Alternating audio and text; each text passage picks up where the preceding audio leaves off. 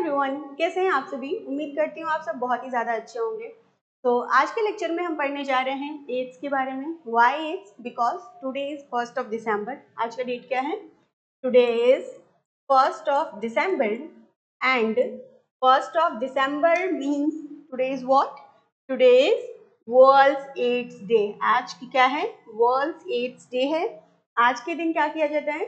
लोगों को all over the globe AIDS के बारे में अवेयर किया जाता है, बताया जाता है, समझाया जाता है कि आप एड्स से कैसे बच सकते हैं, अगर किसी को एड्स है तो उसके सिम्टम्स क्या होंगे, और भी बहुत सारी चीज़ें एड्स के बारे में। ओके, तो आज के लेक्चर में हम वही सारी बातें पढ़ने वाले हैं एड्स के बारे में। स्टार्ट करते हैं अपने लेक्चर के साथ, राइट। तो स्टार्टिंग विद दैट, हम पहले देखते हैं कि एड्स होता क्या है, एड्स का मतलब क्या है, right. We need to know that. तो अगर हम बात करें एड्स की, तो जो वर्ड है एड्स, ठीक है, उसका फुल फॉर्म क्या है? उसका फुल फॉर्म है acquired immunodeficiency syndrome. The full form of AIDS is acquired immunodeficiency syndrome. What does it mean? It means कि एड्स एक ऐसी बीमारी है कि ये हम क्या करते हैं, अपने लाइफ टाइम में अक्वायर करते हैं। अक्वायर मतलब कि कोई भी एड्स के साथ पैदा नहीं होता है। हमारा जिस तरीके का लाइफस्टाइल होता है, रहन सहन होता है, तौर तरीके होते हैं, उस हिसाब से अगर हमारा लाइफस्टाइल अच्छा नहीं है तो what will happen? It leads to AIDS. तो it is an acquired disease. पहली बात, ये कैसा डिजीज है? इम्यूनोडेफिशिएंसी डिजीज है। मीन्स कि अगर किसी को एड्स हो जाता है तो उसका इम्यून सिस्टम कैसा हो जाएगा? डेफिशिएंट हो जाएगा, काम करना धीरे धीरे बहुत ही ज़्यादा कम कर देगा। अपने आप को हमारा इम्यून सिस्टम अच्छे से काम नहीं करेगा तो हम अपने आप को किसी भी तरीके के वायरस से, बैक्टीरिया से या अदर माइक्रोब से प्रोटेक्ट नहीं कर पाएंगे, ठीक है। और ये कैसा डिजीज है? इस डिजीज में आपको वैरायटी ऑफ सिम्टम्स दिखते हैं, इसीलिए हम इसको क्या बोलते हैं? Syndrome. So the full form of AIDS is acquired immunodeficiency syndromes. That simply means what? That simply means कि एड्स एक ऐसा डिजीज है जिसे हमने अपने लाइफ टाइम में अक्वायर्ड किया है। अगर किसी को हो जाता है तो उसकी इम्यून सिस्टम डेफिशिएंट हो जाती है और इसमें बहुत सारे सिम्टम्स दिखते हैं। That's why we said it is a having syndrome, right. So this is the full form. देखिए यही चीजें यहाँ लिखी हैं। Means deficiency of immune system acquired during the lifetime of an individual, indicating that it is congenital disease. Syndrome means group of symptoms, ठीक है। So this is what the full form is. I think इतनी चीजें जो हैं you will be able to understand, ठीक है। ये आपको याद रखना पड़ेगा, why it is known so, right? Just a minute. God bless. Okay, चलिए दूसरी बात करते हैं। एड्स जो है वो सबसे पहले कब रिपोर्ट किया गया था? तो एड्स जो है वो सबसे पहले रिपोर्ट किया गया था 1981 में। इट इज रिपोर्टेड इन 1981, ठीक है।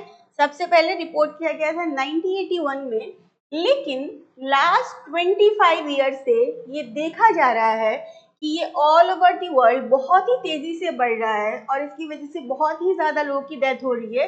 लगभग 25 मिलियन लोग जो हैं वो इससे अफेक्टेड हैं या इसकी वजह से मर चुके हैं लास्ट 25 ईयर्स में, ठीक है ना। बात समझ आ रही है आपको इतनी कि 1981 में वी डिस्कवर्ड दैट कि एड्स होता है या क्या है, और उसके बाद लास्ट 25 ईयर्स में ये बहुत ही तेजी से फैला है ऑल ओवर द वर्ल्ड और इसकी वजह से इतने सारे लोगों की ऑलरेडी डेथ हो चुकी है, राइट। नेक्स्ट, एड्स होता किस वजह से है? एड्स जो है वो एक वायरल डिजीज है। कैसा डिजीज है बेटा जी? It is a viral disease. Viral disease का क्या मतलब है? वायरल डिजीज मतलब ये एक स्पेशल तरीके के वायरस से होता है। कौन सा वायरस है वो? The name of the virus is human immunodeficiency virus, which is HIV virus. इसीलिए हम एड्स को कभी कभी HIV एड्स भी बोलते हैं, ठीक है ना। तो ये किस वजह से होता है? एक वायरस से होता है। The name of the virus is human immunodeficiency virus, right. Okay, ये जो वायरस है ये किस तरीके का वायरस है? ये रेट्रोवायरस है, ठीक है। और इसका जो एनवेलप होता है वो किस चीज का बना होता है? वो ऑफ कोर्स प्रोटीन का बना होता है। और इसका जेनेटिक मटेरियल क्या होता है? इसका जेनेटिक मटेरियल होता है RNA, ठीक है। एड्स जो है वो एक वायरल डिजीज है। HIV वायरस की वजह से होता है। HIV का फुल फॉर्म है human immunodeficiency virus. HIV virus एक रेट्रोवायरस है। इस वायरस का जो अपर कोटिंग होती है वो प्रोटीन की होती है और इसका जो जेनेटिक मटेरियल है वो आरएनए का होता है। और बेटर समझने के लिए ये रहा आपका डायग्राम। किस चीज का डायग्राम है बेटा जी? ये है आपका HIV वायरस का डायग्राम।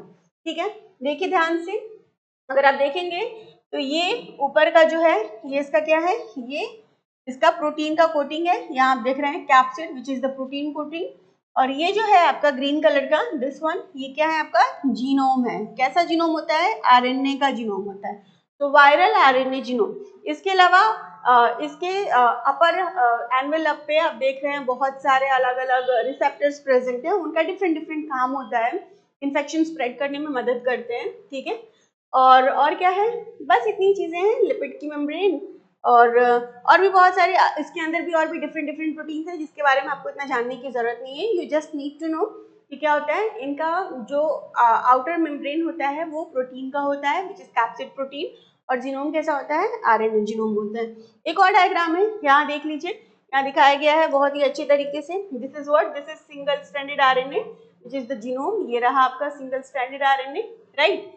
ये क्या करता है? हमारे इम्यून सिस्टम को टारगेट करता है और उसको वीक करता है, जिसकी वजह से ये बीमारी हमें होती है, और भी इसके अलावा और भी अलग तरीके की बीमारियां हमें हो जाती हैं। ठीक है ना, तो this is the we can say HIV virus, right.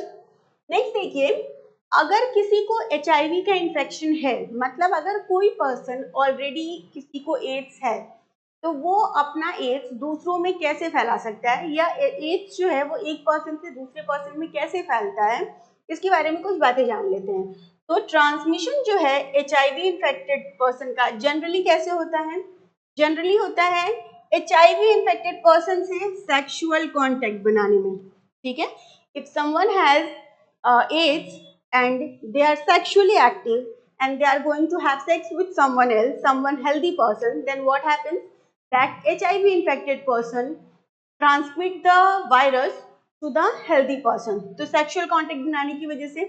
दूसरा, by transmission of or transfusion of contaminated blood, अगर कोई HIV का पेशेंट है, ठीक है, एड्स का पेशेंट है, और हमने क्या किया, उससे ब्लड लेके किसी हेल्दी पर्सन को चढ़ा दिया, ट्रांसफ्यूज कर दिया, तो भी क्या होगा? तो भी हेल्दी पर्सन को एड्स हो जाएगा। ठीक है ना। Third, by sharing infected needles, मान लीजिए किसी को एड्स है, ठीक है, उसको कोई सुई लगाई गई, राइट, इंजेक्ट किया गया इंजेक्शन, और उसके बाद से क्या किया गया, वही इंजेक्शन से किसी दूसरे पर्सन को सुई लगा दी गई। तो अगर इन्फेक्टेड नीडल्स हम शेयर कर रहे हैं HIV इन्फेक्टेड पर्सन से, तो भी क्या हो जाएगा, तो भी डिजीज होने के चांसेस हैं। या आपने देखा होगा बहुत सारे ड्रग्स एडिक्ट होते हैं, वो इंजेक्शन की मदद से ड्रग्स लेते हैं। तो अगर किसी को ऑलरेडी एड्स है और उसने ड्रग्स लिया और सेम ड्रग्स सेम इंजेक्शन से उसने किसी दूसरे पर्सन को भी लगा दिया, तो भी क्या हो जाएगा, उसको इन्फेक्शन हो जाएगा, राइट। तो ये चीजें होती हैं। नेक्स्ट क्या होगा, इन्फेक्टेड मदर से उसके चाइल्ड में हो सकता है प्लेसेंटा के थ्रू। ठीक है ना, ऑलरेडी हमने क्या पढ़ा है कि ये किस तरीके का डिजीज है, ये एक अक्वायर्ड डिजीज है, मतलब हम अपने लाइफ टाइम में इसको अक्वायर करते हैं, बट ये मदर, इन्फेक्टेड मदर से बेबी को भी हो सकता है प्लेसेंटा के थ्रू। ठीक है ना, ये एक एक्सेप्शन है जिसमें ये ऐसा लगता है कि इनहेरिट होके आया है, right. So this are few reasons जिससे आपका ये जो डिजीज है वो इन्फेक्टेड पर्सन से हेल्दी पर्सन में ट्रांसमिट हो जाता है, राइट। बात समझ आ रही है? ओके, देखिए यहाँ पे ये सारी चीजें लिखी भी हुई हैं। Transmitted by contact with blood, ठीक है, ब्लड ट्रांसफ्यूजन हो, या क्या कहा जाए, सीमेन, सेक्सुअल कांटेक्ट होगा तो सीमेन का ट्रांसफ्यूजन हो गई, वजाइनल फ्लूइड्स और सीमेन के ट्रांसमिशन से हो सकते हैं। और क्या लिखा हुआ है, HIV दो तरीके का होता है, HIV1, HIV2। सबसे ज्यादा वाइड स्प्रेड कौन सा है, mostly wide spread HIV1 is the mostly wide spread. ठीक है ना, ओके, चलिए आगे देखते हैं। अब हमने ये तो पढ़ लिया कि एड्स क्या होता है, एड्स का फुल फॉर्म क्या है, उसको एड्स ही क्यों कहा गया, और एड्स किन किन को होने के चांसेस ज्यादा हैं, या ट्रांसमिट कैसे हो सकता है। नेक्स्ट अब हम ये देखते हैं कि कौन कौन से लोग हैं जो कि एड्स, जिनको कि एड्स होने के चांसेस बहुत ज्यादा है। People who are at high risk of getting this infection. ठीक है ना, किन लोगों को ये इन्फेक्शन ज्यादा से ज्यादा हो सकता है, तो अगर कोई इस कैटेगरी के लोगों में आता है तो उन्हें क्या करना होगा, अपने आप को, उनको अपना लाइफस्टाइल सुधारने की जरूरत है, राइट। चलिए देखिए, तो ऐसे कोई इंसान जिसके मल्टीपल सेक्सुअल पार्टनर्स हैं, ठीक है, आजकल का ट्रेंड है ना मल्टीपल सेक्सुअल पार्टनर्स रखने का, एंड इसी ट्रेंड की वजह से बहुत सारे लोगों को क्या होता है, एड्स हो जाता है। तो जो भी ऐसे लोग हैं, those who are having multiple sexual partners, उनको एड्स होने के चांसेस बहुत ज्यादा होते हैं। तो avoid having sex with multiple partners, पहली चीज, ठीक है। नेक्स्ट, जो भी ड्रग एडिक्ट्स हैं, ठीक है, जो कि इंट्रावेनस ड्रग्स लेते हैं, इंजेक्शन की मदद से वो डायरेक्टली ड्रग्स को अपनी नसों में ले जाके इंजेक्ट करते हैं, इस तरीके के भी लोगों को ड्रग एड्स होने के चांसेस बहुत ज्यादा हैं, ठीक है। आजकल का ये भी ट्रेंड है, आजकल यंगस्टर या बहुत सारे लोग इन सब गलत आदतों में चले जाते हैं and they use to take drugs, तो this also leads to what, this also leads to AIDS, ठीक है। नेक्स्ट, ऐसे individuals who require repeated blood transfusion, कुछ लोग ऐसे होते हैं जिनको रिपीटेड ब्लड ट्रांसफ्यूजन की जरूरत पड़ती है, जैसे जिनको ल्यूकेमिया है, ब्लड कैंसर है, ठीक है, वैसे लोगों में क्या होता है, उनको रिपीटेड ब्लड ट्रांसफ्यूजन की जरूरत पड़ती है, और कई बार ऐसा होता है कि इन्फेक्टेड ब्लड अगर ट्रांसफ्यूज हो गया तो उनको एड्स हो जाता है, ठीक है। नेक्स्ट, ऐसे बच्चे जो कि HIV इन्फेक्टेड मदर से पैदा हुए हैं, उनको भी एड्स हो जाता है, तो इसमें बेचारे बच्चे की तो कोई गलती नहीं है, ठीक है, but this are the people who are at highest risk of having AIDS. तो हम इन दो चीजों को कंट्रोल कर सकते हैं, तीन चीजों को एक्चुअली, मल्टीपल पार्टनर्स के साथ सेक्स अवॉइड कीजिए, ड्रग्स लेना बंद अगर कोई लेता है तो that don't need to be taken. Next, blood transfusion अच्छे हॉस्पिटल्स, अच्छी जगहों से कराया जाए, सो दैट वो इन सारे प्राइमरी साफ सफाई वाली चीजों का जो है वो ख्याल रखें। एंड द लास्ट वन के लिए तो we can't do anything, last one के लिए we can do one thing, अगर हम ऊपर की तीनों चीज करेंगे तो mother will not going to get infect with an HIV infection and the baby will be okay, right. तो ये कुछ लोग हैं जो कि क्या है, जिनको इन्फेक्शन होने के चांसेस सबसे ज्यादा होते हैं, ओके। मूविंग फॉरवर्ड, आगे देखिए, it is important to note that, आपको ये बात समझनी पड़ेगी कि जो HIV एड्स है वो क्या होता है, वो नहीं स्प्रेड होता है, it is not spreaded, very important, ठीक है। ये नहीं स्प्रेड होता है कैसे, अगर आप किसी को टच करते हैं तब, मान लीजिए किसी एक्स पर्सन को एड्स है और आपने जाके उनसे हैंडशेक कर लिया तो आपको एड्स नहीं होगा, ठीक है ना, ओके। सो मेयर फिजिकल टच से किसी को भी एड्स ट्रांसमिट नहीं होने वाला है, तो very important thing, why it is important, it is important because हमारी सोसाइटी में क्या है, according to our societal norms what happens, कि अगर किसी को पता चल जाता है कि ये सामने वाले पर्सन को एड्स है, तो लोग उसको क्या करते हैं, अलग तरीके से ट्रीट करने लगते हैं, they are treating them like कि वो अछूत हो गए हैं, बिल्कुल भी हमारे समाज में रहने के लायक नहीं है।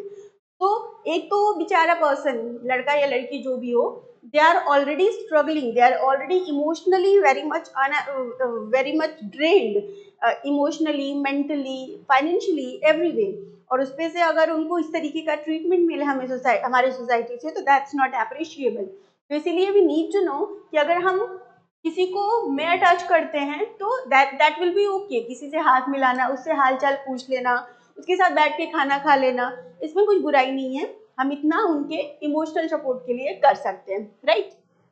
तो HIV स्प्रेड नहीं होता है कैसे, मेयर टच से, ठीक है, या फिजिकल कॉन्टेक्ट से, it spread only through body fluid, लेकिन अगर सेक्सुअल कॉन्टेक्ट हो, ठीक है, बॉडी फ्लूइड जैसे ब्लड ट्रांसफ्यूजन, जैसे सीमन अगर पास हो, वी कैन से सेक्स के टाइम पे, या फिर वेजाइनल फ्लूइड से, तो उससे हो सकता है, ठीक है। तो हमें उससे बच के रहना है, हमें बस क्या करना है, हम normal physical contact we can, हाथ मिला सकते हैं, खाना खा सकते हैं, साथ घूम सकते हैं, कोई प्रॉब्लम नहीं है, ठीक है। It is hence imperative for the physical and psychological well-being that the HIV AIDS infected person are not isolated from family or society। इसीलिए क्या कहा जा रहा है कि जो भी HIV इन्फेक्टेड पर्सन हो उसको घर परिवार समाज से बिल्कुल हटा ही नहीं देना है, ठीक है। they need the emotional support from us, so we need to provide them the emotional support, right। चलिए, इतनी बात आई थिंक आपको समझ आ रही होगी, ये बहुत ही इंपॉर्टेंट बातें हैं, we need to understand, right. Next, there is always a time lag between the infection and appearance of AIDS, ठीक है। मान लीजिए किसी को HIV एड्स का इन्फेक्शन हुआ कहीं से, तो उसको सिम्टम्स तुरंत से नहीं दिखने लगते हैं। क्या होता है, उसके सिम्टम्स दिखने में और उसके इन्फेक्शन होने के समय के बीच में बहुत लंबा गैप होता है। ठीक है, बहुत लंबा क्या होता है, गैप होता है, जिसको हम बोलते हैं टाइम लैग। और ये जो गैप है वो कितना हो सकता है, बहुत लंबा मतलब कितना लंबा, ये जो गैप है कुछ महीने से लेके कुछ साल तक हो सकता है। कितने साल तक बेटा जी, लगभग 5 से 10 साल। मतलब ये हो सकता है कि अगर किसी पर्सन को आज HIV का इन्फेक्शन हुआ तो कल क्या होगा, हो सकता है उसको महीने सालों तक पता ही ना चले, हो सकता है उसको 5-10 सालों तक भी पता ना चले।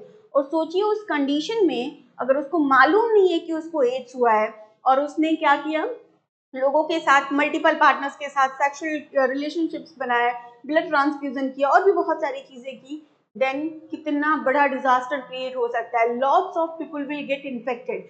That's why it is advisable to have a very sensual or very we can say moral life. We need to live a very moral life to protect us from all these kinds of diseases, right?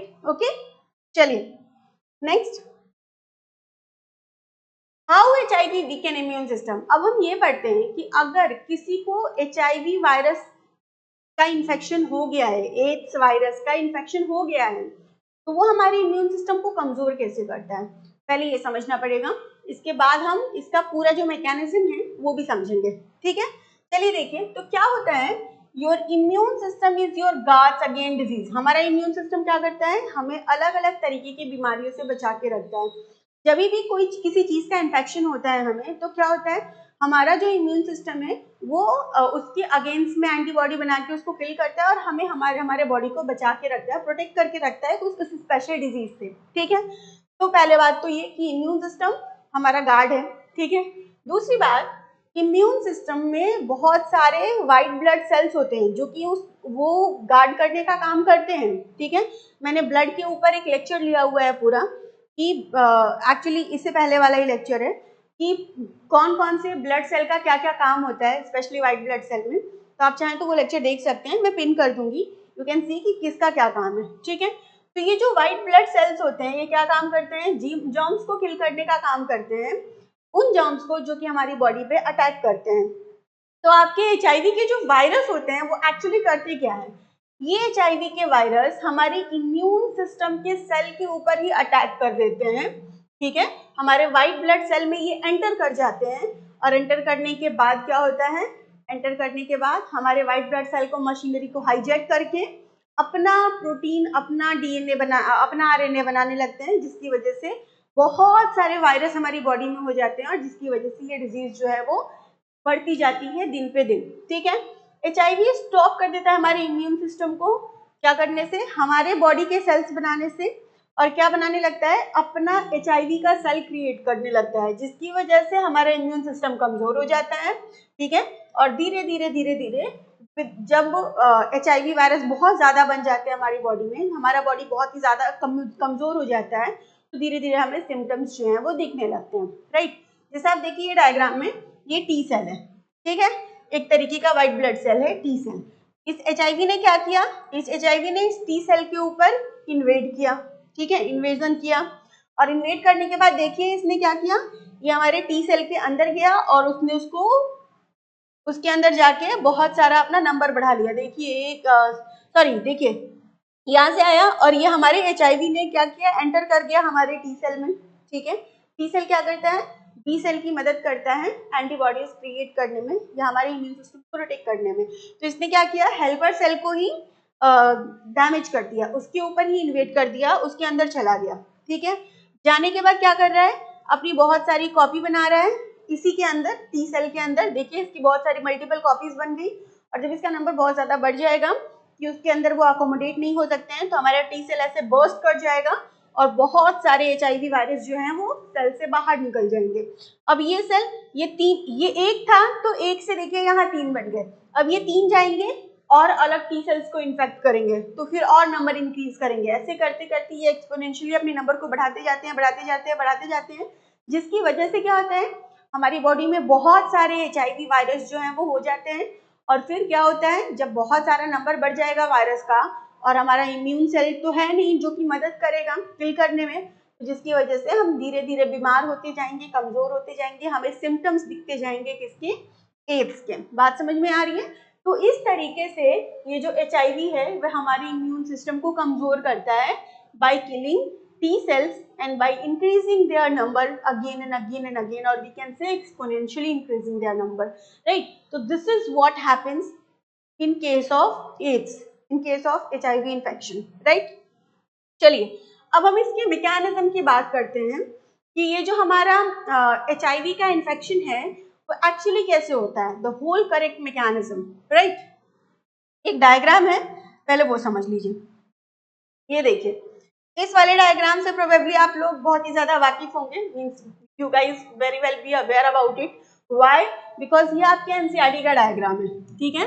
ये किसका diagram है बेटा जी? ये NCERT का diagram है और इस diagram पे बहुत ही ज्यादा सवाल पूछे जाते हैं, आप लोग को पता होगा। ये एनसीईआरटी का डायग्राम है, एग्जाम्स में आते हैं, तो इसको देखेंगे, ये फ्लो चार्ट को देखेंगे और उसके बाद उस डायग्राम को देखेंगे। पहले फ्लो चार्ट को देख लेते हैं। पहले देखिए, रेट्रोवायरस है, ठीक है? रेट्रोवायरस मतलब हम किसकी बात कर रहे हैं? हम HIV, ह्यूमन इम्यूनोडेफिशिएंसी वायरस की बात कर रहे हैं। रेट्रोवायरस ही तो होता है वो, ठीक है? तो ये जो आपका HIV वायरस है, ये क्या करेगा? ये इन्फेक्ट करेगा नॉर्मल सेल को, हमारे बॉडी के नॉर्मल सेल को, ठीक है ना?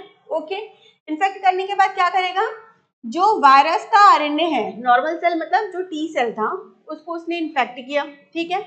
अब इसका जो जेनेटिक मटेरियल है रेट्रोवायरस का, ये HIV का, वो क्या है? RNA ही तो है। तो उसका जो RNA है उसको वो क्या करेगा? होस्ट सेल में इंट्रोड्यूस कर देगा। होस्ट सेल मतलब हमारा सेल, जिसके ऊपर इसने इन्फेक्शन किया है, जिसमें इसने आके इन्फेक्ट किया है, ठीक है? तो होस्ट सेल में ये क्या करेगा? अपना RNA इंट्रोड्यूस कर देगा, ठीक है?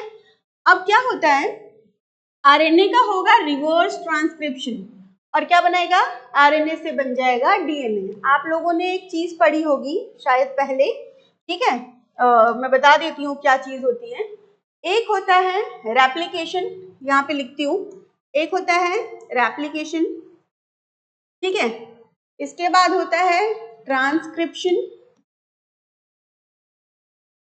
और इसके बाद होता है ट्रांसलेशन। तीन चीजें होती हैं, रेप्लिकेशन, ट्रांसक्रिप्शन और ट्रांसलेशन, ठीक है? जो 12th के बच्चे हैं वो जानते होंगे इसके बारे में, हम श्योर, ठीक है? रेप्लिकेशन को हम क्या बोलते हैं? DNA synthesis. अगर हम DNA से DNA बना रहे हैं तो उसको हम बोलेंगे रेप्लिकेशन, ठीक है? अगर हम DNA से RNA बना रहे हैं, ठीक है ना, तो उसको हम बोलते हैं ट्रांसक्रिप्शन, राइट? अगर हम क्या कर रहे हैं? DNA से RNA बना रहे हैं तो उसको हम बोलते हैं ट्रांसक्रिप्शन, राइट? और अगर हम RNA से प्रोटीन बना रहे हैं तो उसको हम क्या बोलेंगे? उसको हम बोलेंगे ट्रांसलेशन। तो ये तीन चीजें हैं, रेप्लिकेशन, ट्रांसक्रिप्शन और ट्रांसलेशन। रेप्लिकेशन मतलब DNA से DNA बनाना, ठीक है? मान लीजिए ये आपका डबल स्ट्रैंडेड DNA है, इससे आप ऐसे DNA बना रहे हैं तो इसको क्या बोलेंगे आप? इसको आप बोलेंगे रेप्लिकेशन, राइट? अगर आपका DNA है, लेट्स से ये आपका DNA है और इससे आप क्या बना रहे हैं? सिंगल स्ट्रैंडेड RNA बना रहे हैं, तो इसको हम क्या बोलते हैं? इस प्रोसेस को हम बोलते हैं ट्रांसक्रिप्शन, ठीक है? और जब आप RNA से प्रोटीन बनाते हैं, जब मान लीजिए ये आपका सिंगल स्ट्रैंडेड RNA है और इससे आपने क्या किया? इस तरीके से प्रोटीन बना लिए, ठीक? तो इसको हम बोलते हैं ट्रांसलेशन, ओके? तो यहाँ पे पीछे वाले डायग्राम में क्या हो रहा था? पीछे वाले डायग्राम में हो रहा था रिवर्स ट्रांसक्रिप्शन। रिवर्स ट्रांसक्रिप्शन मतलब जब हम DNA से RNA बना रहे थे तो ट्रांसक्रिप्शन बोल रहे थे, अब हम क्या करेंगे? RNA से DNA बनाएंगे, इस प्रोसेस को उल्टा कर देंगे। जब हम RNA से DNA बनाएंगे तो इस प्रोसेस को हम बोलते हैं रिवर्स ट्रांसक्रिप्शन। बात समझ में आ रही है? तो यहाँ पे क्या हुआ था बेटा? यहाँ पे रिवर्स ट्रांसक्रिप्शन हुआ। रिवर्स ट्रांसक्रिप्शन मतलब जो RNA था किसका? हमारे वायरस का RNA, उससे क्या बना? उससे वायरल DNA बना। बात समझ में आ रही है? रिवर्स वायरस के RNA से रिवर्स ट्रांसक्रिप्शन करके वायरस का DNA बना।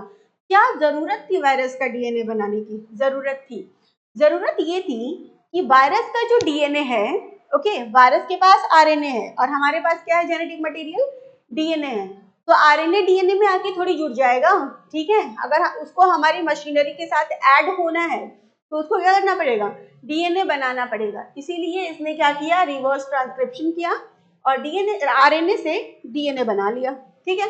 तो ये जो वायरल आरएनए था इसने रिवर्स ट्रांसक्रिप्शन किया और क्या बनाया, वायरल डीएनए हमारा, मतलब HIV वायरस का डीएनए जो है वो बन गया। ठीक है, इसके बाद viral genetic material in nucleus of host, ये जो वायरल डीएनए है ये कहाँ जाएगा, ये होस्ट के न्यूक्लियस में जाएगा, हमारे सेल के न्यूक्लियस में। ठीक है, और जाने के बाद क्या करेगा, ये जो वायरल डीएनए है या हम बोल सकते हैं जो हमारा वायरस का डीएनए है वो इनकॉर्पोरेट हो जाएगा। इनकॉर्पोरेट मतलब हमारे डीएनए के साथ जुड़ जाएगा, होस्ट के डीएनए के साथ इनकॉर्पोरेट हो जाएगा। ठीक है, इनकॉर्पोरेट होने के बाद क्या करेगा, अब हमें तो पता ही है भाई, अगर हमारे पास डीएनए है तो डीएनए से आरएनए बनेगा, आरएनए से प्रोटीन बनेगा, जैसा कि मैंने आपको इधर बताया है कि अब हमारे डीएनए से क्या बनता है, आरएनए, और आरएनए से प्रोटीन। तो ये प्रोटीन ही तो बनाना है भाई, हमें करना क्या है, ये वही तो चाहता है कि ये उस प्रोटीन को बना ले। तो इसने क्या किया, नया वायरल आरएनए जो है डीएनए से प्रोड्यूस हो गया, बहुत सारा वायरल आरएनए बन गया। ठीक है, बहुत सारा वायरल आरएनए बनने के बाद उससे प्रोटीन बनेगा, प्रोटीन से वायरस की प्रोटीन कोटिंग बन जाएगी और आरएनए उसका जेनेटिक मटेरियल प्रोड्यूस हो गया ना, बहुत सारे आपके वायरस। ठीक है, तो इस तरीके से इस मैकेनिज्म का यूज करके वायरस क्या करता है, बहुत सारे वायरसेस को प्रोड्यूस करता है। एक वायरस ने अगर हमें इन्फेक्ट कर दिया तो उससे बहुत सारे वायरस इसी मैकेनिज्म से प्रोड्यूस हो जाएंगे। ठीक है, इसको और अच्छे से समझने के लिए इस डायग्राम को समझिए। देखिए बताती हूँ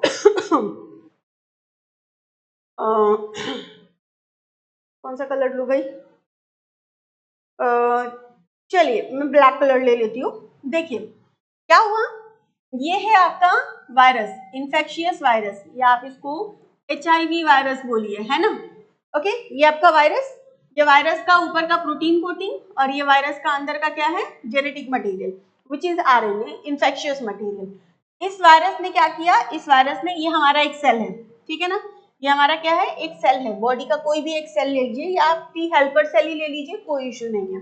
ठीक है, तो इसने आया और आके इसने क्या किया, एनवेलप रिसेप्टर बाइंडिंग, यहाँ आपने अगर डायग्राम देखा होगा, कहाँ गया बेटा, सॉरी, हाँ इस डायग्राम पे देखिए, ये बहुत सारे रिसेप्टर्स है ना, इन रिसेप्टर्स का क्या काम है, इन रिसेप्टर्स पे आके हमारा जो वायरस है वो आके बाइंड करता है। ठीक है, तो होगा क्या, एक्चुअली हुआ ये कि हमारे सेल पे उस तरीके के रिसेप्टर्स लगे हुए थे, उस एनवेलप रिसेप्टर को इस वायरस ने पहचाना और आके बाइंड हुआ। आके बाइंड होने के बाद उनकी आपस में कुछ बातचीत हुई और फिर उन्होंने यूज करके इस वायरस ने एंट्री ले ली।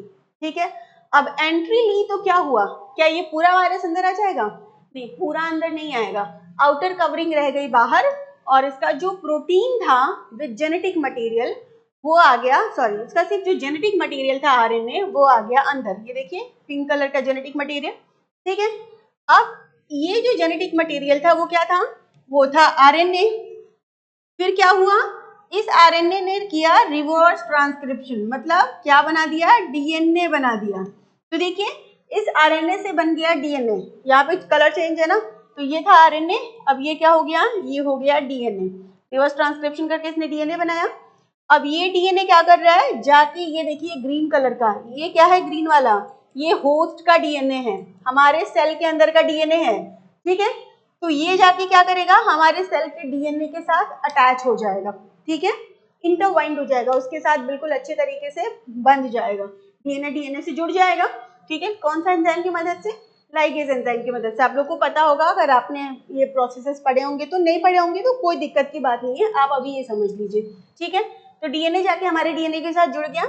अब ये DNA क्या होगा, हमारे क्रोमोसोम का हमारे क्रोमेटिन थ्रेड का कंडेंसेशन होता है तो क्रोमोसोम बनता है, तो ये देखिए क्रोमोसोम बन गया। ठीक है, अब इससे क्या होगा, इससे फर्दर DNA से, ये DNA ही तो है, DNA से फिर क्या होगा, ट्रांसक्रिप्शन करके RNA बनेगा। ये देखिए यहाँ DNA का ट्रांसक्रिप्शन हुआ, क्या बना, RNA बना।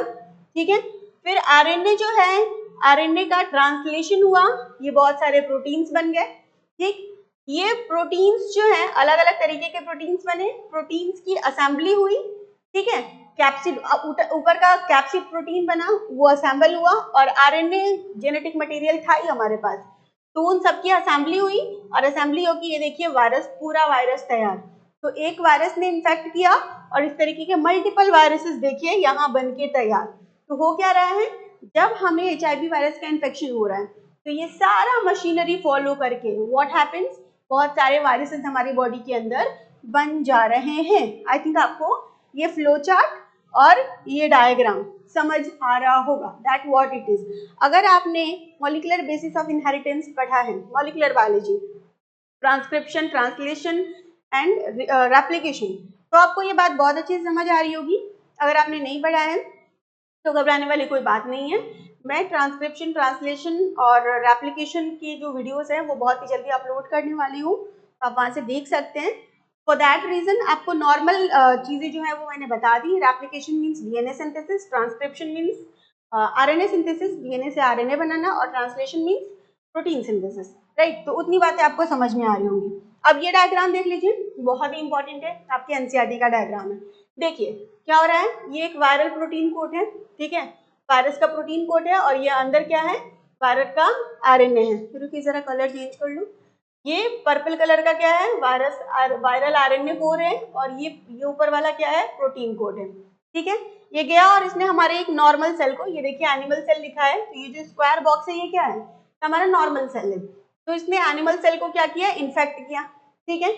इन्फेक्ट किया तो क्या हुआ, जो इसका प्रोटीन है वो सॉरी इसका जो जेनेटिक मटेरियल है विच इज आरएनए, वो अंदर चला गया, प्रोटीन कोड बाहर रह गया, ठीक है। अब ये जो आरएनए गया, ये क्या होगा, ये कन्वर्ट होगा डीएनए में। कैसे कन्वर्ट होगा, रिवर्स ट्रांसक्रिप्शन करके। तो वायरल आरएनए इंट्रोड्यूस हो गया होस्ट में, फिर उसके बाद रिवर्स ट्रांसक्रिप्शन हुआ, वो किसमें कन्वर्ट हो गया, डीएनए में, ठीक है। Viral DNA produced by reverse transcriptase enzyme. Normally जब ट्रांसक्रिप्शन होता है तो एक एंजाइम लगता है ट्रांसक्रिप्टेज, जो कि डीएनए को आरएनए में कन्वर्ट करता है, लेकिन जब रिवर्स ट्रांसक्रिप्शन होगा तो एंजाइम लगेगा रिवर्स ट्रांसक्रिप्टेज। तो यहाँ पे वही लिखा हुआ है कि रिवर्स ट्रांसक्रिप्टेज की मदद से वायरल डीएनए बनाया गया, ठीक है। ये वायरल आरएनए था, इससे वायरल डीएनए बन गया। अब ये जो डीएनए है ये क्या होगा, ये जाएगा और हमारे डीएनए के साथ इनकॉर्पोरेट हो जाएगा। डायग्राम में दिखाया नहीं गया है, मैं सोच रही हूँ थोड़ा बना के दिखा दूँ। मान लीजिए आपका पर्पल कलर का है, तो लेट्स से इस रीजन में ये डीएनए आके ऐसे इनकॉर्पोरेट हो गया, ठीक है। अब क्या हुआ, इनकॉर्पोरेट हो गया तो फिर से जो नॉर्मल प्रोसेसिंग है डीएनए से आरएनए बनने का वो होगा। तो ये हमारा डीएनए है, इससे क्या हुआ, आरएनए बनेगा। आरएनए बनेगा तो क्या हमारा ही आरएनए बनेगा, उसमें तो वायरस का डीएनए आ गया, तो वायरस का भी तो आरएनए बनेगा ना बेटा जी। तो यहाँ से क्या हुआ, न्यू वायरल प्रोटीन प्रोड्यूस होंगे अब, ठीक है, उस इन्फेक्टेड सेल से। देखिए बन गए वायरस, ठीक। अब बहुत सारे प्रोटीन्स बन गए, आरएनए बन गए, तो इन सब की असेंबली होगी और मल्टीपल जो आपके वायरसेस हैं, HIV वायरसेस, वो प्रोड्यूस हो जाएंगे। New virus affect another cell, और ये जो वायरस है ये रुकेंगे नहीं, ये अब नए सेल्स को इफेक्ट करेंगे। पहले एक ने इन्फेक्शन किया, अब 4 करेंगे, फिर 16 करेंगे, ठीक है। इस तरीके से इन्फेक्शन बढ़ते जाएगा, बढ़ते जाएगा, बढ़ते जाएगा। और कब तक होगा ये काम तब तक होगा जब तक आपको सीरियस सिम्टम्स दिखाई ना देने लगे। जैसे ही सिम्टम्स दिखाई देने लगा तो बात हो गई भाई कि आपको एड्स हो गया है, ठीक है। और ये सिम्टम्स अगर होने में टाइम कितना लगता है, महीने भी लग सकते हैं, साल भी लग सकते हैं, 5 से 10 साल भी लग सकते हैं, ठीक है ना, ओके। तो कई बार क्या होता है कि कुछ लोगों को एड्स होता है लेकिन उनको पता ही नहीं होता है कि उनको एड्स है, क्योंकि इसके सिम्टम्स अगर होने में बहुत समय लगता है, ठीक, ओके। चलिए नेक्स्ट, आई थिंक ये सारी बातें आपको समझ आ रही होंगी। ये मैकेनिज्म है, मैकेनिज्म में वही सारी बातें लिखी हैं जो मैंने बताई हैं, आप चाहे तो पढ़ सकते हैं। मैं आपके लिए एक बार पढ़ देती हूँ, देखिए। After getting into the body of person, the virus enters into the macrophage where RNA genome of the virus replicates to form viral DNA with the help of enzyme reverse transcriptase। क्या हुआ, virus ने body में enter किया, reverse transcriptase की मदद से अपने RNA को डीएनए में कन्वर्ट कर लिया, ठीक है। वो जो डीएनए है, वायरल डीएनए, वो क्या करेगा, होस्ट के डीएनए के साथ इनकॉर्पोरेट कर जाएगा, मिक्स हो जाएगा, and direct the infected cell, और डायरेक्ट करेगा सेल के न्यूक्लियस में जो भी जीनोम है उसको, कि वो क्या बनाए, वायरस के पार्टिकल्स बनाए। बहुत सारे वायरस पार्टिकल्स बन जाएंगे, ठीक है, नॉर्मल आपका रेप्लिकेशन, ट्रांसक्रिप्शन, ट्रांसलेशन करके, ओके। जो मैक्रोफेज है वो वायरसेस प्रोड्यूस करता रहेगा। Macrophage means it's a kind of white blood cell, macrophage, ठीक है। तो वो क्या करेगा, बहुत सारे वायरसेस प्रोड्यूस करता रहेगा। इस तरीके से HIV की फैक्ट्री क्रिएट हो जाएगी, बहुत सारे HIV वायरस जो है वो सेल के अंदर बनते जाएंगे, ठीक है।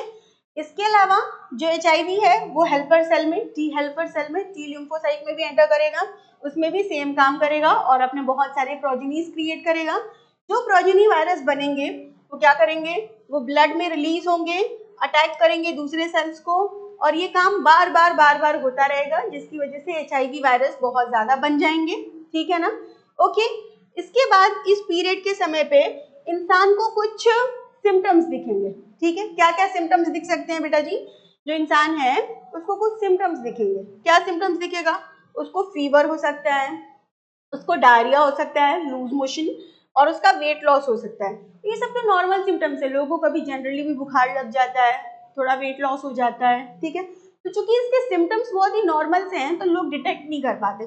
बुखार लगा, बुखार की दवा खा ली, डायरिया हो रहा है, उसकी मेडिसिन ले ली, वेट लॉस हो रहा है, चलो भाई खाने पे थोड़ा ध्यान दे देंगे, प्रोटीन ज्यादा खा लेंगे, वेट गेन हो जाएगा, ठीक है, मसल गेन हो जाएगा।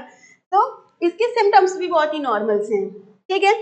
Due to decrease in the number of helper cell, अब चूंकि ये जो सेल्स हैं ये क्या कर रहे हैं, हेल्पर सेल पे अटैक कर रहे हैं, तो धीरे धीरे हमारी बॉडी में क्या होगा, हेल्पर सेल की संख्या कम होती जाएगी। अब हेल्पर सेल की अगर संख्या कम हो रही है तो होगा क्या, अगर हमारी बॉडी में हेल्पर सेल की संख्या कम होगी तो हमारे इम्यून सिस्टम धीरे धीरे वीक होता जाएगा, ठीक है। इसकी वजह से अगर हमें दूसरे इन्फेक्शंस भी होते हैं तो हमारा बॉडी रिकवर नहीं कर पाएगा और हमें क्या होंगे, सिम्टम्स जो है वो बहुत सारे ग्रुप ऑफ सिम्टम्स जो हैं वो दिखने लगेंगे, राइट। तो इस तरीके से चीजें होती हैं, और ये चीजें जब होती हैं तो इसकी वजह से जो माइक्रोबैक्टीरियम, अदर वायरसेस, फंगस और इवन पैरासाइट्स, इन सब के भी जो सिम्टम्स होते हैं वो भी बहुत बड़े दिखने लगते हैं और लोगों को ये बीमारी बहुत ज्यादा परेशान करने लगती है। नॉर्मल इन्फेक्शन भी जो है वो क्योर नहीं होता है, ठीक है। तो आई थिंक इतनी बातें आपको दैट विल बी क्लियर, ठीक है। चलिए नेक्स्ट देखिए, जो पेशेंट है अब चूंकि उसकी हेल्पर सेल ही कम होती जा रही है, उसकी व्हाइट ब्लड सेल का काउंट ही कम होता जा रहा है, तो वो इतना इम्यून डेफिशिएंट हो जाएगा कि वो अपने आप को नॉर्मल इन्फेक्शन से भी प्रोटेक्ट नहीं कर पाएगा। ही और she will be unable to protect themselves from normal infection also, ठीक है। Okay, widely use diagnostic test, किसी को एड्स है या नहीं इसका पता करने का क्या तरीका है, इसका पता करने का एक तरीका है, एक टेस्ट है, उस टेस्ट को हम बोलते हैं एलिसा टेस्ट। किधर गया, एलिसा टेस्ट, क्या बोलते हैं, ELISA test. The full form is enzyme linked immunosorbent assay, ELISA test. इस टेस्ट को करके क्या किया जाता है, पता किया जाता है कि किसी को एड्स है या नहीं, ठीक है। कॉलेजेस वगैरह में ये टेस्ट जो है वो कराया जाता है, ठीक है। टेस्ट किट भी आती है, एलिसा टेस्ट की एक किट भी आती है, उसकी मदद से भी ये टेस्ट किया जाता है लैबोरेटरीज वगैरह में। और इसके अलावा ये एक अलग टेक्निक है, टेक्निक्स कभी पढ़ाया जाएगा, अभी तो आपके सिलेबस में है नहीं, बहुत ही इंटरेस्टिंग है, राइट। चलिए अब हम बात करते हैं एड्स की ट्रीटमेंट की। अब तो क्या हुआ, आपने एड्स समझ लिया, किसको हो सकता है वो समझ लिया, कौन ज्यादा, किसको होने की ज्यादा चांसेस हैं, किस तरीके से ये मैकेनिज्म काम करता है, ये बातें आप समझ गए। लेकिन अगर किसी को एड्स हो ही गया तो फिर हम उसको ट्रीट कैसे करेंगे।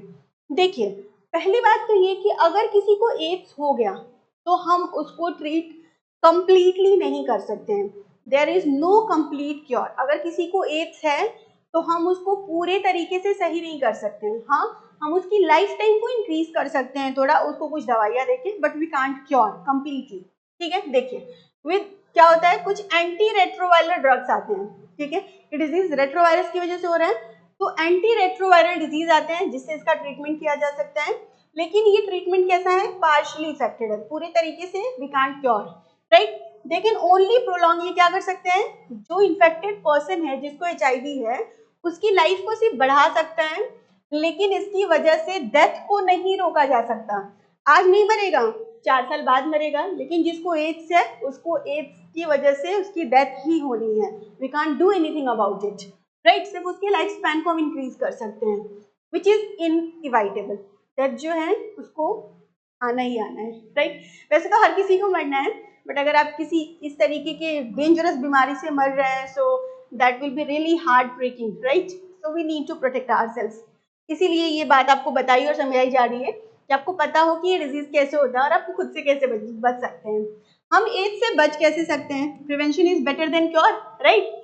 हम एड्स से बच कैसे सकते हैं। देखिए एड्स का चूंकि कोई क्योर नहीं है, देखिए क्या लिखा हुआ है, एड्स हैज नो क्योर, उसका कोई क्योर नहीं है, इसीलिए प्रिवेंशन जो है सबसे बेस्ट ऑप्शन है। कैसे बच सकते हैं, हमें पता है कि ये इन्फेक्शन एक से दूसरे पर्सन में कैसे फैल सकता है, तो जो इन्फेक्शन फैलने के चांसेस हैं उसको रोकिए और बस आप बच जाएंगे। तो क्या करना है, HIV infection more often spread due to conscious behaviour. Conscious behaviour हमें जो बिहेवियर हम एकदम सोच समझ के लेते हैं कि yes I am going to have this, right, तो उस बिहेवियर की वजह से ये डिजीज फैल सकती है, तो इसीलिए उन कॉन्शियस बिहेवियर्स को आप रोकिए थोड़ा, ठीक है। तो it's spread due to conscious behaviour pattern and is not something that happens inadvertently like pneumonia और टाइफाइड। निमोनिया और टाइफाइड जैसे ऐसे स्प्रेड होने वाली बीमारियां नहीं है कि कैसे भी हो जाए, कॉन्शियस बिहेवियर्स की वजह से ही फैलती हैं। तो हमें क्या करने की जरूरत है, अगर ट्रांसफ्यूजन करा रहे हैं ब्लड का तो उसकी सैम्पलिंग चेकिंग करा के कराएं, ठीक है। न्यूबॉर्न से मदर में फैल सकता है, तो उन सारी बातों का ध्यान रखिए कि माँ जो है वो HIV फ्री हो। शादी करने से पहले चेक कर लीजिए कि आपका पार्टनर जो है, जो भी आपका को पार्टनर है, मदर और फादर और whosoever, they must be HIV negative, right? Okay. The only excuse may be ignored and it has been rightly said, don't die of ignorance. सिर्फ एक ही चीज हो सकती है कि अगर हम चीजों को इग्नोर करें तो सही सही बात कही गई है, इग्नोरेंस की वजह से मत मरिए, तो please don't die of ignorance और इन सारी बातों का ख्याल रखिए। आपको पता है एड्स कैसे फैलता है तो उन चीजों से बचिए, राइट। नेक्स्ट एक और बहुत ही अच्छी बात, we need to know what it is. Transmission of HIV does not occur through mosquitoes और एनिमल बाइट। क्या होता है कि ये एनिमल बाइट या मॉस्किटो बाइट से नहीं फैलते हैं। मान लीजिए किसी को HIV है, उसको किसी मच्छर ने काटा और सेम मच्छर जाके किसी दूसरे इंसान को काट रहा है, तो ऐसा नहीं है कि उस दूसरे इंसान को इन्फेक्शन हो जाएगा, नहीं।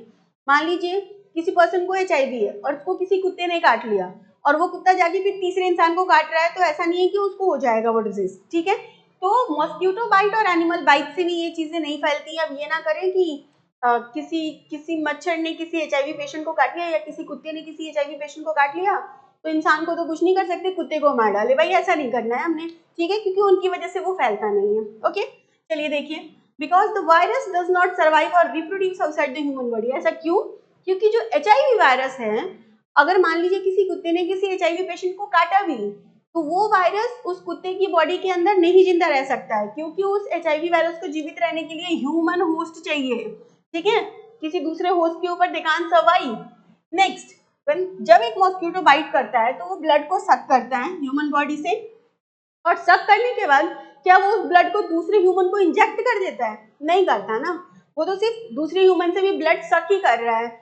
तो वो क्या कर रहा है, ब्लड ट्रांसफ्यूज तो नहीं कर रहा आपकी बॉडी में, इसीलिए वो क्या कर रहा है, डिजीज स्प्रेड नहीं कर रहा, राइट। देयरफॉर अगर एक मॉस्किटो को एक पर्सन अगर एक मॉस्किटो बाइट करता है एक पर्सन को, immediately after biting an HIV infected person does not inject the infected blood into his or her body. Okay. अब इन सारे मिथ्स की वजह से, बहुत सारे मिसकंसेप्शन की वजह से HIV infected person, specially womens को अगर बात की जाए तो उनको अबंडन कर दिया जाता है या हमारी सोसाइटी के द्वारा निकाल दिया जाता है कि they are not good, they are characterless and what not. ऐसे भी औरतों का रहना बहुत ही मुश्किल है, राइट। तो इन सारी वजहों से सोसाइटी डिस्क्रिमिनेट करती है। मैंने आपको ये भी बता दिया कि साथ में खाना खाने से, हाथ मिलाने से, बातचीत करने से, साथ घूमने से कुछ नहीं होता। ये सारी चीजें we can do for their mental health, right. So ये चीजें, इसमें कोई दिक्कत नहीं है, बस इतनी बात है और तो कोई बात है नहीं। ओके, बात समझ में आ गई। चलिए, तो this is all about what, this is all about AIDS. AIDS के बारे में इतनी बातें हैं। अब देखिए, कुछ कंपनीज हैं, कुछ नेशनल एजेंसीज हैं जो कि एड्स के ऊपर बहुत ही ज्यादा अवेयरनेस फैलाती हैं, उसके बारे में भी देख लेते हैं। HIV इन्फेक्शन को हम डायग्नोस कर सकते हैं स्पेशल ब्लड टेस्ट से, स्पेशली एलिजा करा के, ठीक है। और बहुत सारे टेस्टिंग सेंटर्स जो हैं वो रन किए जाते हैं गवर्नमेंट के द्वारा, जो कि इस काम को करती है। अब कई बार क्या होता है, ये ऐसा डिजीज है जो कि सेक्सुअल ट्रांसमिशन से ज्यादा फैलता है। तो हमारे सोसाइटी में अगर हम सेक्स की बात कर रहे हैं तो भाई बहुत बड़ी बात है, लाइक इन इंडियन सोसाइटी। तो अगर इंडिया में कोई भी चीज is linked with the sex तो उसका बहुत ही हवा बन जाता है, लोग उस बात को समाज में कहना और बताना नहीं चाहते। तो कई बार क्या होता है कि जिन लोगों को ऐसे सिम्टम्स दिखाई भी देते हैं, उनको अपने कॉन्शियस बिहेवियर्स की वजह से पता होता है कि might be I will be infected with the AIDS virus, तो भी वो क्या करते हैं, ट्रीटमेंट लेने नहीं जाते, तो भी वो टेस्ट कराने नहीं जाते हैं, ठीक है।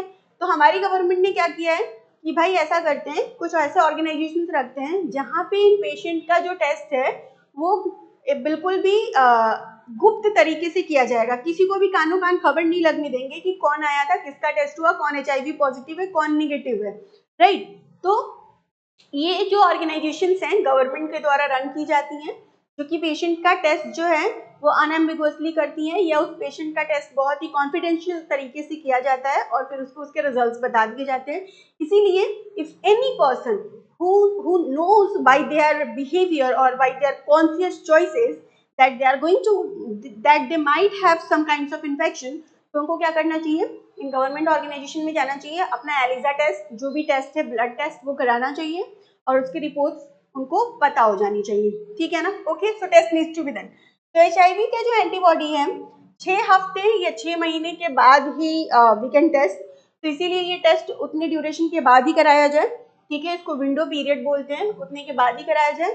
और ये जो ऑर्गेनाइजेशन है ये कंप्लीट प्राइवेसी का ध्यान रखती है, मेंटेन करती है प्राइवेसी को और कॉन्फिडेंशियलिटी को, और फिर ये टेस्ट जो है डिटेक्ट करके पेशेंट को बता दिया जाता है that whether they are HIV positive और नॉट, राइट। तो अगर किसी को लग रहा है कि उसको उसको एड्स हो सकता है, तो विंडो पीरियड जो है 6 हफ्ते का, ठीक है, 6 वीक का या 6 महीने का, उसको क्रॉस करने के बाद भी अगर उसको वो सारे सिम्टम्स आते हैं, they can go in all those organisation and check themselves, right. बस इतनी बात है, राइट। क्या क्या सिम्टम्स होंगे, सिम्टम्स के बारे में हम और ये बात कर चुके हैं। वेट लॉस हो सकता है, 10% ऑफ बॉडी वेट, अगर क्या हुआ, अगर बॉडी वेट 10% से ज्यादा कम होती है अचानक से, तो आपको जरूरत है according to your life choices, right. Fever होता है, डायरिया होता है फॉर लॉन्गर देन 1 मंथ, तो भी करा सकते हैं ये टेस्ट। या फिर परसिस्टेंट सीवियर फटीग रहता है, अगर बहुत ही ज्यादा थका हुआ लगता है, हमेशा आप थका हुआ महसूस करते हैं, तो भी आप ये टेस्ट करा सकते हैं। मतलब जो लोगों को पता है कि उनको इन्फेक्शन हो सकता है उनकी बात कर रही हूँ मैं, ठीक है। One should also understand that these signs and symptoms can be of other disease also. Once the patient is diagnosed with HIV infection, he needs to be treated urgently in a well-equipped hospital. अगर किसी को पता चल जाता है कि उसको भाई इन्फेक्शन हो गया है, तो उनको अर्जेंट जरूरत है किस चीज की, ट्रीटमेंट की, ठीक है। तो यही बातें हैं बेटा, I think you will be able to understand. हमारे देश में क्या है, कुछ नेशनल एड्स कंट्रोल ऑर्गेनाइजेशन है, नाको बोलते हैं, और कुछ नॉन गवर्नमेंट ऑर्गेनाइजेशन है, NGOs बोलते हैं, जो कि लोगों को एजुकेट करने की कोशिश कर रही हैं, किसके बारे में, एड्स के बारे में, ठीक है। और इन्होंने नंबर ऑफ प्रोग्राम्स जो है वो चलाए हैं ताकि वो HIV इन्फेक्शन किस तरीके से फैल रहा है उसको रोक पाए और अपने आप को सही कर पाए। ओके,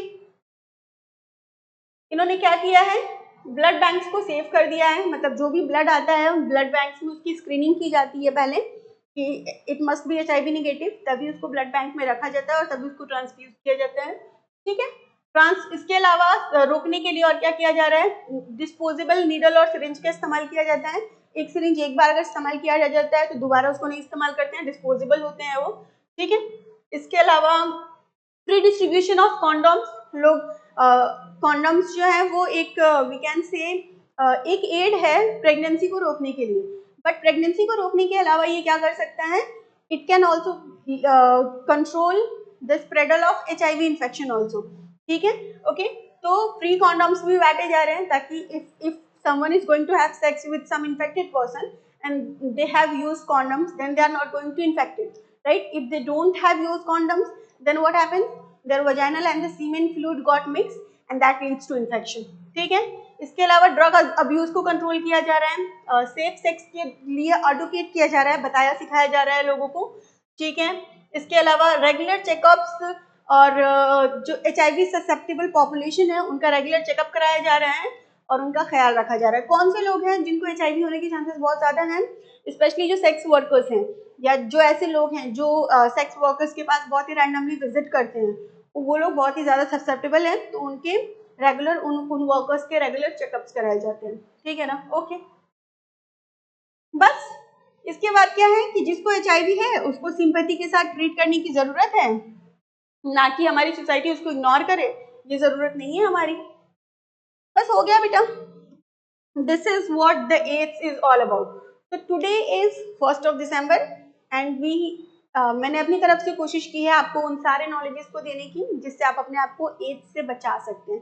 तो दिस इज ऑल अबाउट, आज का लेक्चर होता है फिनिश। आई थिंक आपको ये लेक्चर पसंद आया होगा। मिलते हैं नेक्स्ट लेक्चर में, तब तक के लिए आप अपना बहुत ही ज्यादा ख्याल रखिए और please please please take care of your self, try to improve your immunity as much as you can. तो मिलते हैं नेक्स्ट लेक्चर में, तब तक के लिए bye bye, take care and God bless to all of you.